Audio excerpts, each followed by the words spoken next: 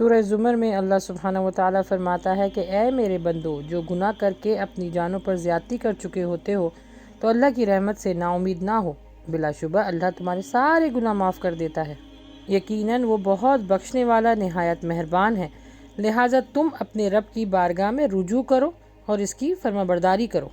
یعنی اگر کوئی گناہ کر کے اللہ سبحانہ و تعالیٰ کے سامنے ہاتھ پھیلائے اور ندامت کے آنسو بہائے تو اللہ سبحانہ و تعالیٰ اس کے اس انداز کی لاج رکھتے ہوئے اس کے سابقہ گناہوں کو معاف کر دیتا ہے۔ نہ صرف معاف کرتا ہے بلکہ انہیں نیکیوں میں تبدیل کر دیتا ہے۔ کیا کفر و شرک سے بھی بڑا کوئی گناہ ہے؟ لیکن اللہ سبحانہ و تعالیٰ اس سے توبہ کرنے والے کی بھی توبہ قبول فرماتا ہے۔